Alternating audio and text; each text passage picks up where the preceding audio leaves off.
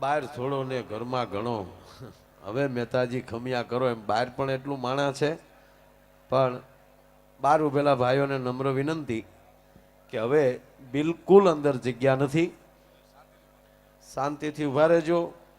એવું લાગે જ્યારે આપણે ઘાણ બદલાવી નાખશું, જે અંદર બેઠા એ ઘડીક તો થાકશે નહીં, બારા જાય એટલે આપણે હળું ન્યાવી આવવું. પણ હવે આનાથી વધારે વ્યવસ્થા બીજી કાંઈ થાય એવી છે નહીં. દરેક ભાઈઓ પોતે જ પોતાના સ્વયંસેવક બનીને આ વ્યવસ્થાને જાળવે એવી બધાને વિનંતી. એક આ ટેજ પાસે થોડીક ભીડ ઓછી રહેવા દેજો, કારણ કે રોહોડું ક્લિયર હશે ને તો રંધાય એક છે.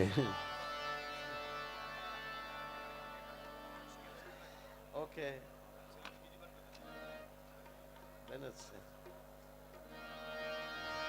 અને એક ભગુપુરાના વતની અને હાલ સુરેન્દ્રનગર રહેતા ઝાલાવાડના જાણીતા કવિ, લેખક અને ગુજરાતી ફિલ્મના દિગ્દર્શક અને ગીતકાર ભાઈ શ્રી રામભાઈ ભરવાડ, રામભાઈ મીર અહીંયા મંચ ઉપર પધાર્યા છે. અને એવો સંતોષભાઈને અને ભરતભાઈને બેયને પાઘડી પહેરાવીને, નહીં પહેરાવીને નહીં, ઓઢાડીને, એમેય નહીં હાલો ને, બંધાવીને પણ તૈયાર છે એટલે ત્રણેય લાગે એમાં. તો બે ભાઈને વિનંતી કરું કાંઈ સ્ટેજ ઉપર આવે.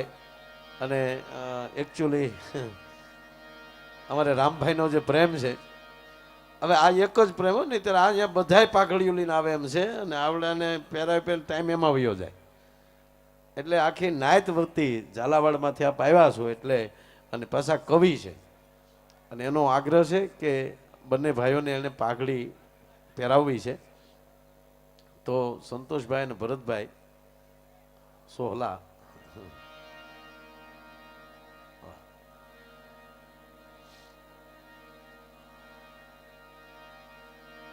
હળું આવો. વાહ,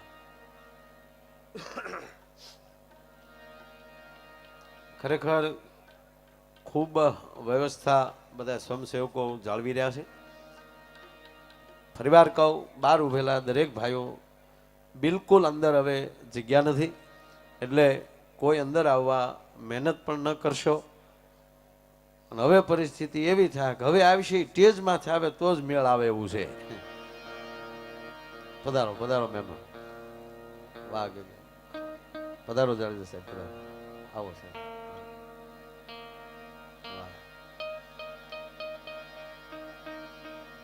અહીંયા બુરખીથી મેરુભાઈથી લઈ અને તમામ ડાયરો અહીંયા ઉપસ્થિત છે. તેમજ પધારો અહીંયા અહીંયા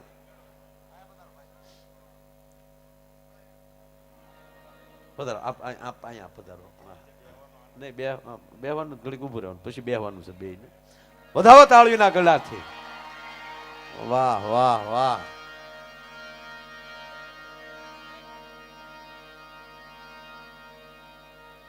વાહ,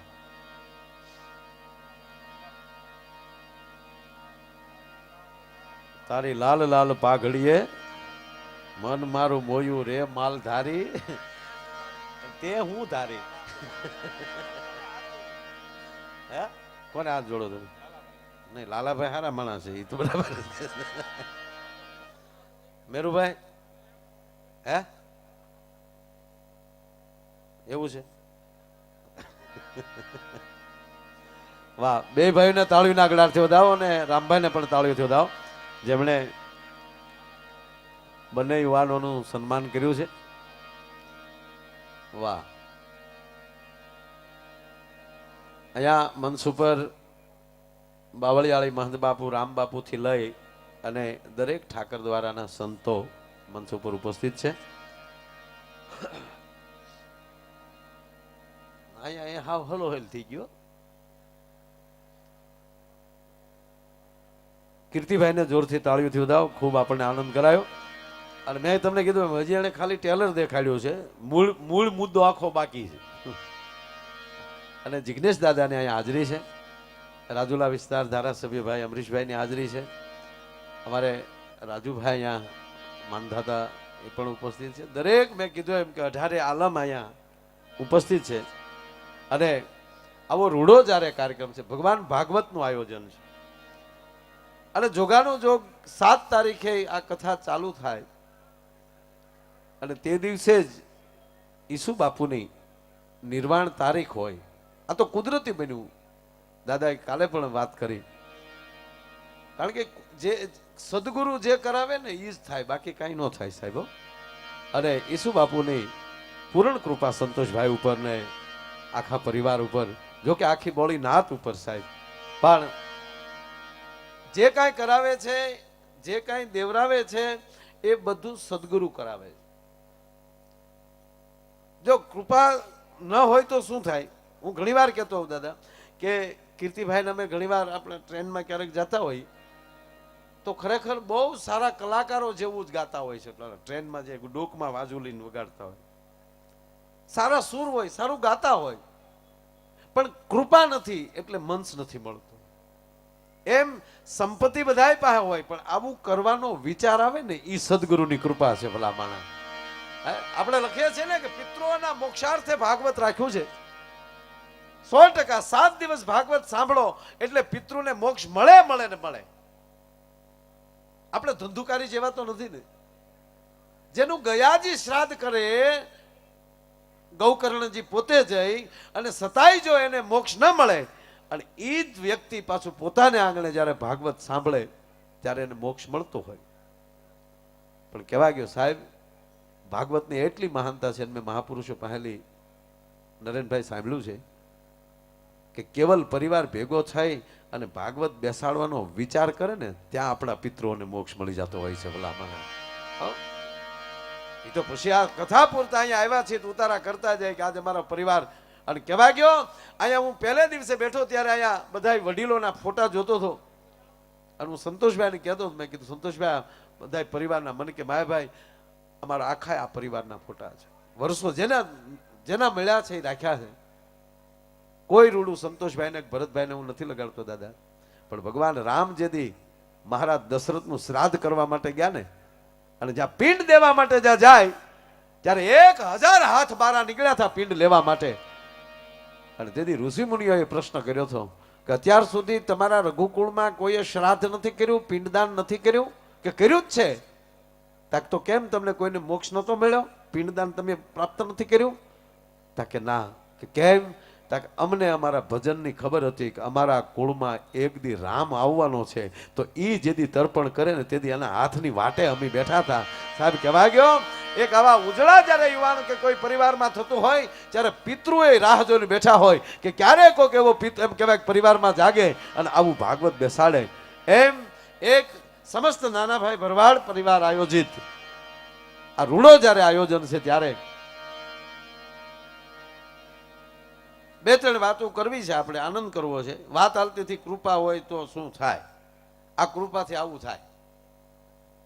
આ નામ છે જવાહર મેદાન, દેશી ભાષામાં અહીંયા અમે ગધેડિયા ફિલ્ડ કહીએ. પણ હવે મહેરબાની કરીને કોઈ હજી ભાવનગરમાં હવે ગધેડિયા કહેતું બંધ થઈ ગયા બધા. શું કામ? કારણ કે આ મેદાનમાં આવું જ થયા કરે. બહુ સારી સારી કથાઓ, સર્કસે આવે, જે કાંઈ થાય આમાં થાય. એમાંય ક્યારેક આવા કાર્યક્રમ થઈ જાય ત્યારે એના જે વાઇબ્રેશન હોય છે ને એ આખા જિલ્લાની અંદર નહીં સાહેબ, જે પરિવારની જે વ્યક્તિ જે વિસ્તારમાં આવી હોય ને એની અંદર એમ કહેવાય કે વાઇબ્રેશન કામ કરતા હોય છે. એટલે આવો અદ્ભુત અને શબ્દ વાપર્યો ને ભાઈ, ભવ્ય અને દિવ્ય. ભવ્ય તો હોય જ, પણ અમુક મહેમાનો અને અમુક સંતોની હાજરી આવી જાય ને ત્યારે દિવ્ય બની જાય. આપણે લાઇટો લગાડી દઈએ પણ એમાં પાવર ન હોય તો એકલા લેમ્પ લગાડ્યા હોય. અમારો પૂરો હમણાં લેમ્પ લેવા ગયો, ઇલેક્ટ્રોનિક દુકાને જઈને કહે કે કાળો બલ્બ આપો, કાળો. બોલ કે કાળો શું કરવો? અંધારું કરવું. બોલો લ્યો, હવે અંધારા કરવાના લેમ્પ હોય ક્યાંય ભાડ્યા? આવો મહેમાનો, આવો. ઓહો, મારા એવા મહેમાનો આવે છે ને તૈયાર થઈ આપણે એમ થાય ઠાકોરજી પોતે પધારે છે, એટલા બધા. ઠાકરની દયા જ હોય ને ભાઈ. પધાર. અને કીર્તિભાઈ કહેતા હતા એમ 4 વાગશે તો લગભગ મહેમાન બધું આવી રહે હે? પણ ઠાકર કરે ઈ ઠીક એ જગમાં કોની છે તારે ભી ભાઈ ઠાકર કરે ઈ ઠીક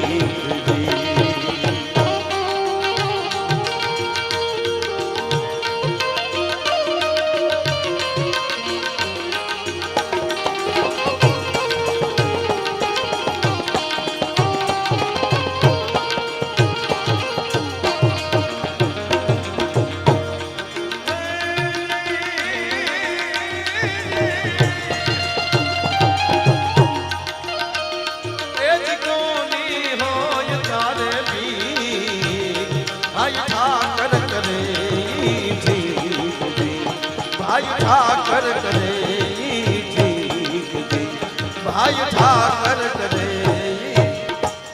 કરે ઠીક જગમાં કોની હોય બીક ભાઈ આ બધું ઠાકર કરે ઈ ઠીક. અને કહેવાય કીર્તિભાઈ બહુ સારી વાત કરી કે જે માલધારી વરણ છે ભોળું વરણ તો છે જ ભાઈ.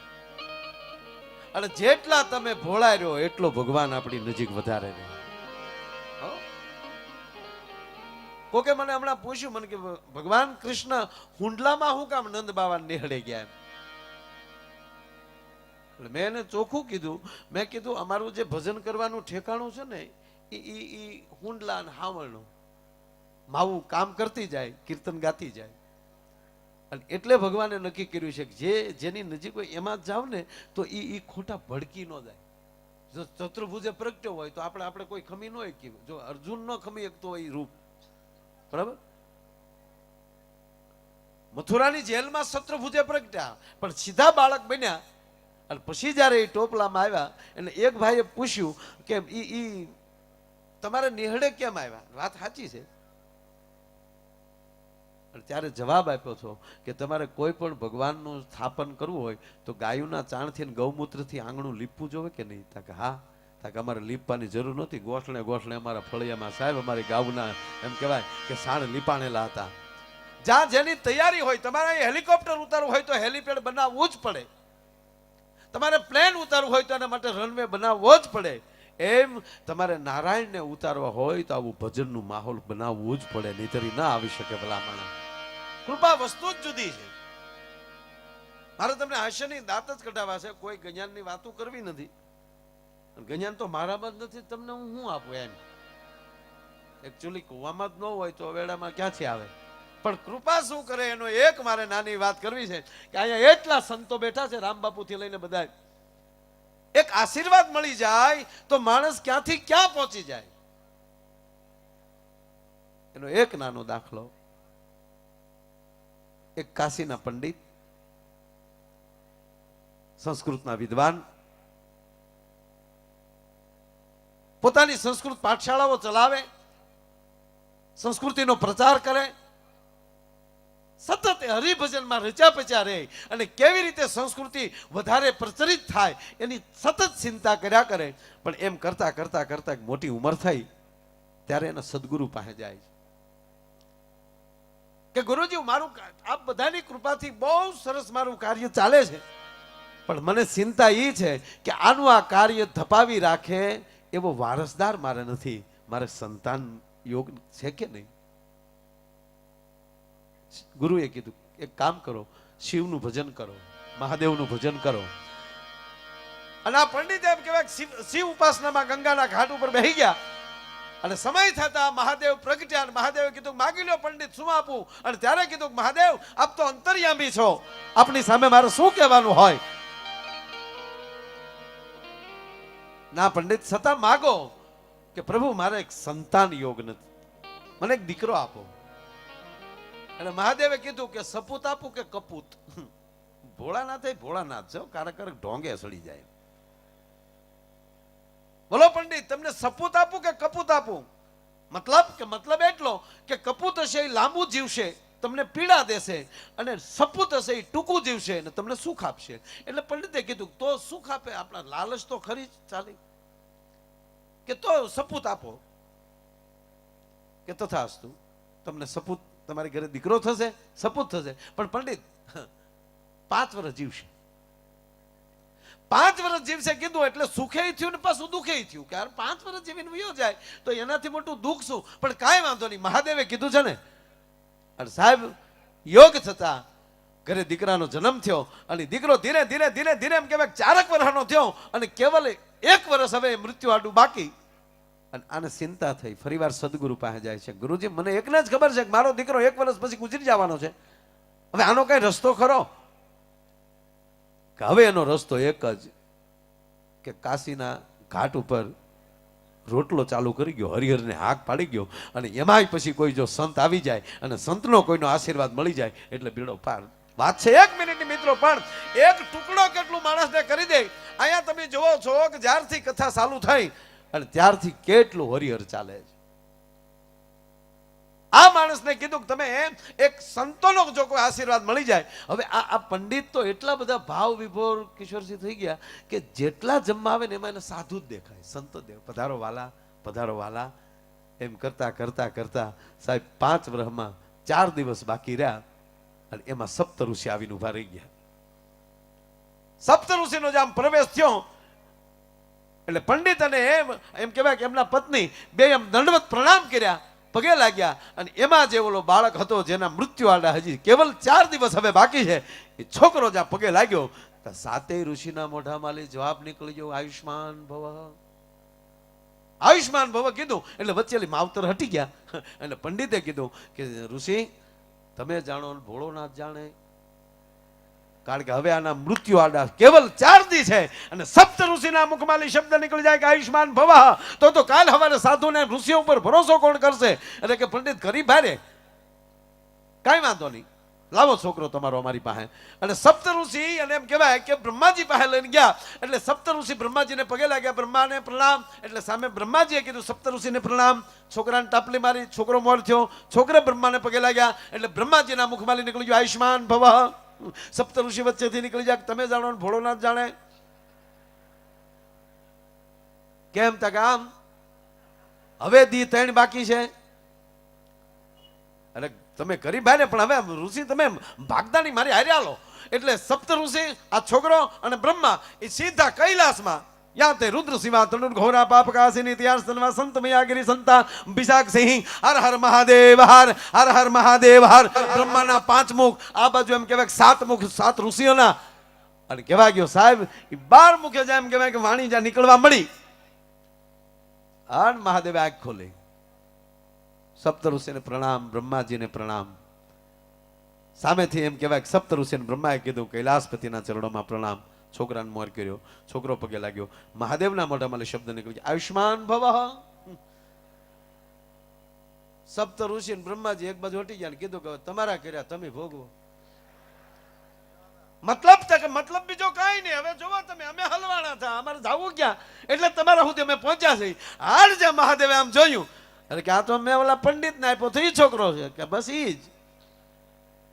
અને અમારા મોઢામાં આયુષ્માન ભવન નીકળી ગયું, તમારા મુખમાં આયુષ્માન ભવન નીકળી ગયું. હવે તમે મહાદેવ એને સંભાળો. જો આ ચિત્ર બધાએ જોયેલું છે, ફોટો બધાએ જોયેલો છે કે એક નાનું બાળક શિવજીને લિંગને બધ ભરીને બેઠું હોય છે. મહાદેવે કીધું કે હવે ઓલાને કીધું કે તમે નીકળો, આ છોકરો અહીં ભલે રહ્યો.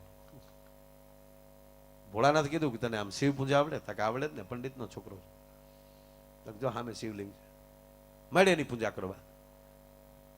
જ્યાં સુધી હું કહું નહીં ત્યાં સુધી બંધ થતો નહીં. અને કહેવાય ગયો કે બાળક એમ કહેવાય કે શિવજીને મેડમ બિલીપત્ર ચડાવવા ઓમ ત્રંબકમ જજામહે સુગંધિમ પુષ્ટિવર્ધનમ ઉર્વારુક્મિ ભદ્રામુચ્ચ મોક્ષમામૃતમ હર હર મહાદેવ હર હર હર મહાદેવ હર હર હર મહાદેવ હર. અને 1 દી 2 દી જાય એમ કહેવાય કે એની આયુષનો છેલ્લો દિવસ આને એમ કહેવાય કે યમરાજ આવીને ઉભા રહ્યા અને બાળકના ડોકમાં જામ ગાળિયો નાખ્યો. બાળક યમરાજને જોઈને ડરી ગયો, રાડ ફાટી ગઈ અને શિવના લિંગને બધ ભરી ગયો. આ મહાદેવ આવ્યા ત્રિશુલ લઈને. જમરાજા ઉપર ખીજાણા, મારા ડિપાર્ટમેન્ટનો માણસ થી મારા ઘર સુધી પહોંચી ગયો, સાવધાન. જમરાજ કે મહારાજ માફ કરજો બાપુ, મોટા બાપુ, તમારા ડિપાર્ટમેન્ટનો માણસ છું, તમે કાલના કાલ મહાકાલ છો. હું તો કેવલ કાળ છું પણ તમે મહાકાળ છો, તમારે આગળ મારું ચાલે નહીં. પણ સમય પ્રમાણે મારી નોકરી ન કરું તો તમે ડિસમિસ કરો. એટલે મારે મારા સમય પ્રમાણે કરવું જોઈએ. એના 5 વર્ષ પૂરા થયા. હવે વાત એ છે સાહેબ, મહાદેવે એટલું કીધું કે એના 5 વર્ષ પૂરા થાય ને કે હા, પણ ગાંડા એને 5 વર્ષ જે મેં આપી છે ને આયુષ, એ મારી કૈલાસની આયુષ આપી છે. 5 વર્ષ મેં આપ્યા છે, પણ કૈલાસના 5 વર્ષ આપ્યા છે.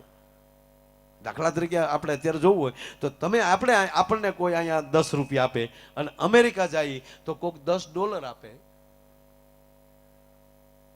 લંડન જાય તો કોઈ 10 પાઉન્ડ આપે છે. 10 નો જ આંકડો, પણ રકમ વધી જાય છે.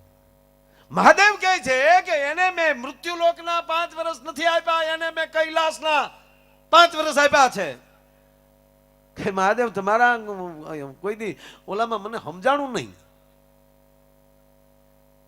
કારક મારી ઘેરે બેસતો હતો સમજા ને, અમારી ઘેરે આખો પ્રોગ્રામ જ ભોળાનાથ કે આવો હાલે છે. એક મારો જેવો પરિવાર છે, બધા પૂંજાય. નગર ભગવાન રામ પૂંજાણા, પછી લવકુશ પૂંજાણા, દશરથ મહારાજ એટલા કઈ મંદિર નથી બન્યા. ભગવાન કૃષ્ણ પૂંજાણા છે, અનિરુદ્ધ પ્રદ્યુમન નથી પૂંજાણા. વાતે સાચી. એટલે ભોળાનાથે યમરાજને કીધું મારું આખું ફૂલ ફેમિલી તું જો, હું પૂંજાવ. યમરાજ તારી માં ભવાની પૂંજાય, કોઈથી સાળો ન કરાય. હા, મહાકાલી જેવું રૂપ કૈલાસ સુધી પહોંચ્યો છે. જો તમામ રાક્ષસોને વરદાન આપ્યા ભોળાનાથે, ભૂકા કાઢ્યા માએ. ભોળાનાથ તો ભોળા ને, જે આવે ને કે તથાસ્તુ, જાઓ નીકળો છોકરાઓ, ઝપટ કરો જાઓ. પછી શુંભ નિશુંભ હોય, ઐસાસુર મૈસાસુર હોય, ચંડ મૂંડ હોય, અરે રાવણ સુધી તમે વહી આવો, બધાને આશીર્વાદ ભોળાનાથે આપ્યા, જાઓ ભૂકા કાઢો. જેવા ભોળાનાથ કે જાઓ ભૂકા કાઢો એટલે ઓલા સીધા દેવો પાસે, દેવોને તોડી નાખે. ઇન્દ્રને તો વાડ હોદાઈ જતી. એ પછી બધા દેવ પાછા વિષ્ણુ પાસે આવે, વિષ્ણુ બ્રહ્માજી પાસે જાય, બ્રહ્માજી ભોળાનાથ પાસે જાય. તો બચાવો ભોળા બાપુ બચાવો.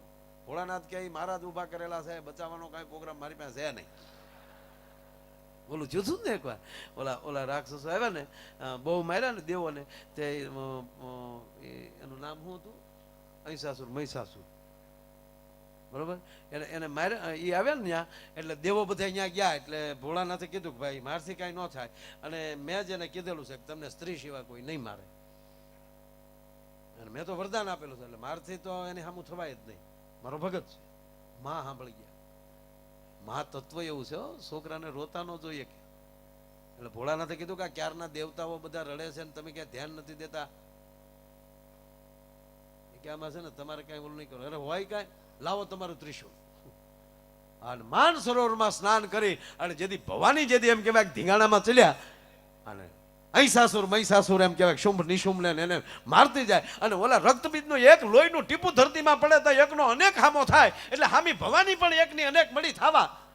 અતિ ક્રોધમાં ભવાની આવ્યા અને એક હાથમાં ખપર ને એક હાથમાં ખડગ લઈ અને અસુરોનો તો સંહાર કરી નાખ્યો. પણ ક્રોધ એમ કહેવાય ઘેટો પડતો નથી. એટલે પછી માં મળ્યા દેવો નહીં મારવા. એટલે દેવો દોડીને પાછા ભોળાનાથ પાસે કે બાપુ એ તો અમને મારે. હું કહેતો હતો ઓફિસની વાત ઓફિસે રખાય, ઘીરે ન કરાય.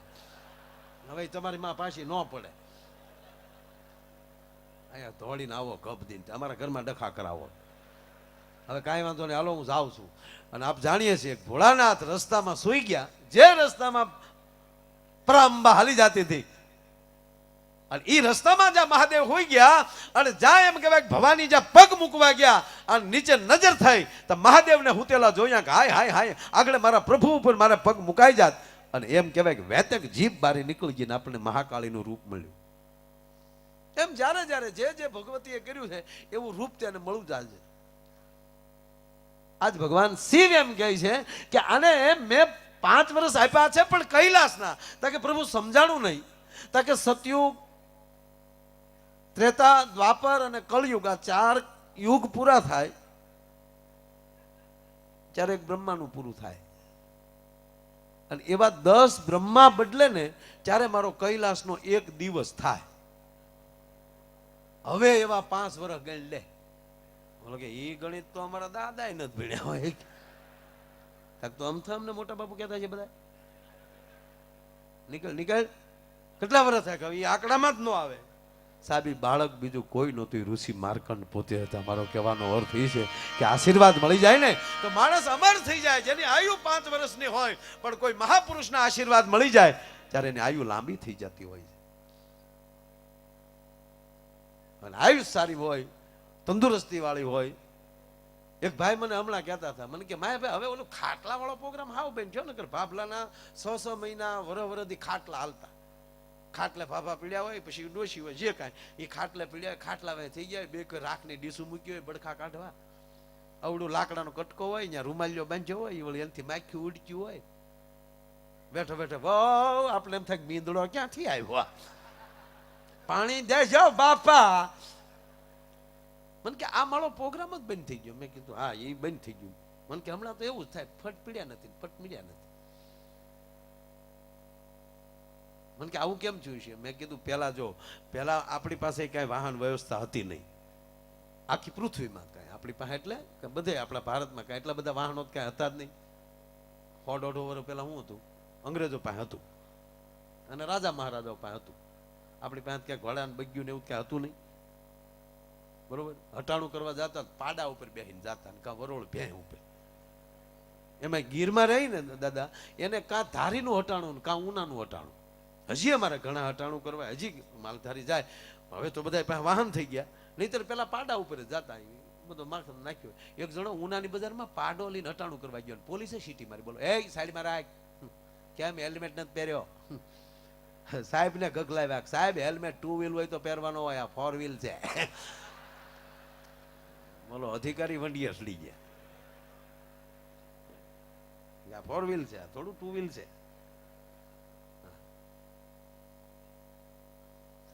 એટલે મેં કીધું પેલા વાહન વ્યવસ્થા નહોતી, તેથી જમરાજા પાસે વાહન વ્યવસ્થા નહોતી. એ બિચારા ન્યાલી જમલોક માલી પાડો લઈને આવે, પછી દિલ્હી ઉતરે, દિલ્હીથી ગુજરાત ગોતે, ગુજરાતમાં ભાવનગર જિલ્લો ગોતે, આપણો તાલુકો ગોતે, આપણું ગામ ગોતે, આપણું ઘર ગોતે, ત્યાં વરસ થઈ જાય. તો અત્યારે અહીંયા કોમ્પ્યુટર આવી ગયા તો ન્યાય જમરાજાએ ગોઠવી જ નાખ્યું હોય ને, નો હવે ત્યાં ખેપ મારતા જ નથી, ડાયરેક્ટ આમાં કોમ્પ્યુટરમાં જ જોઈ લે કઈ તારીખે આવ્યા છે, આ તારીખે આવ્યા છે, કઈ તારીખે પૂરું થાય છે, આ તારીખે પૂરું થાય છે. આમ કરીને ડબ દિન ન્યા સાપ પડે, માયો યાર ગાતો હોય તો ડબ દિન ન્યા. પાછા ગામ વાતો કરે, આ ઘડે રામાપીનો હેલો ગાતા હતા તો લઈ ગયા. અને પછી આ દાદા દુનિયા બહુ રેડી છે હો, ગાતા ગાતા કદાચ ગુજરી ગયા હોય ને તો કઈ ડાયરા બેન ન રાખ્યો. એ ભાઈ એને એક લઈ જાઓ ને બીજાને બેસી જાઓ, ખોટું પબ્લિક એના થતું. અને પાછા ઉપેલી આપણને ઠપકો દે, અમે કહેતા હતા એટલી ઓછું ગવાય જ નહીં. રઘુ ક્યાં ગઈ ઘડી હકીકત. અમારે એક સ્ટેજ ઉપર બનેલો, એક બેન ગાતા ગાતા ટળી ગયા, એટલે બોલે કે લુગડું થાકી જાય લઈ જાઓ, પછી અપસકુન થાકડો, બીજાને બેહાડજો, બીજાને બેહાડજો. પણ કહેવા ગયો સાહેબ, જ્યાં ભગવાન હોય અને જ્યાં ભોળા હોય ત્યાં ભગવાન વહેલો હોય. હમણાં એક છોકરો ભણવા ગયો ને, એટલે આગલે દી નહોતો ગયો ભણવા, હો સાહેબ, તે બીજે દી ભણવા ગયો એટલે એના સાહેબ ખીજાણા, કેમ કાલ નહોતો આવ્યો, કેમ કાલ સ્કૂલ પાડી? બોલો છોકરો ખીજાણો છે ને, આપણે સાહેબ ને ખીજાણી ગયો, કાલ નો આવ્યો તો શું થઈ ગયો?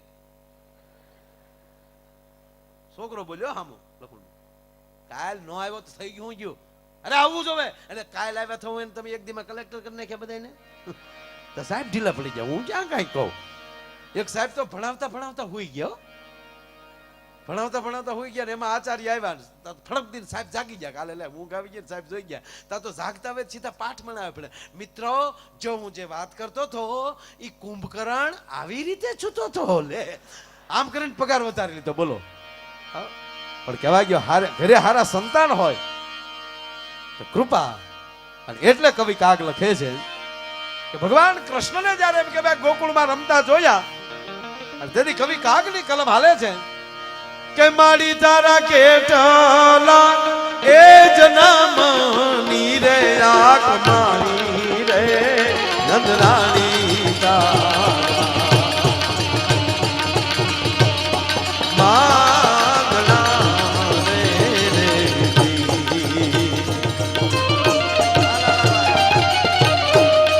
જો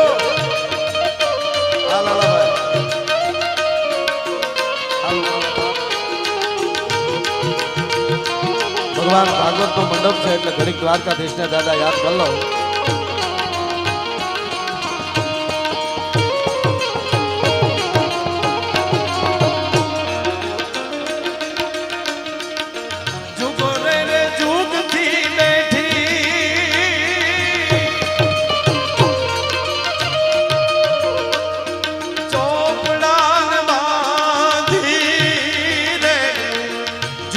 રે જુગથી બેઠી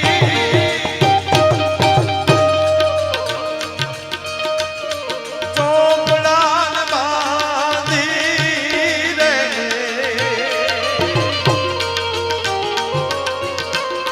મારી તારી પતી ગઈ હેજિયા જે બધી ઉઘરાણી રે નંદરાણી તારા માંગણા રે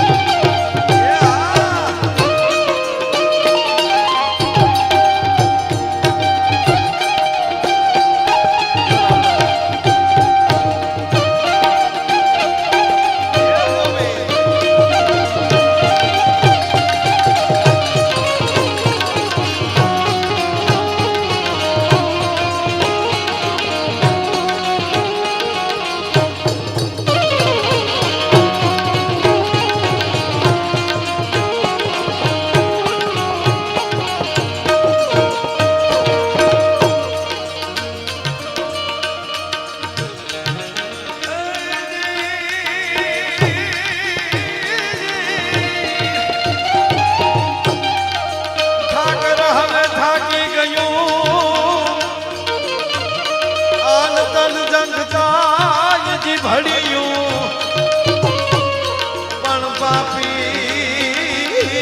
પાપી પ્રીતળિયું અરે ઓલી ઘટથી છૂટે નહીં શામળા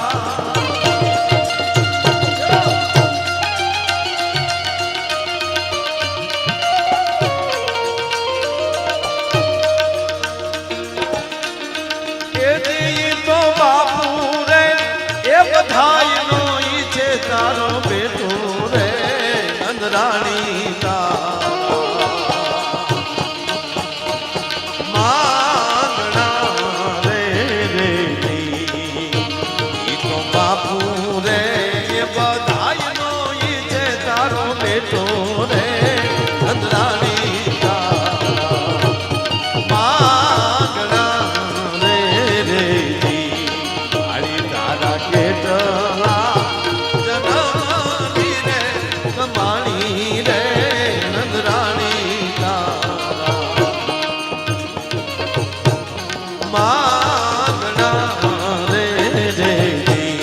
અરે ના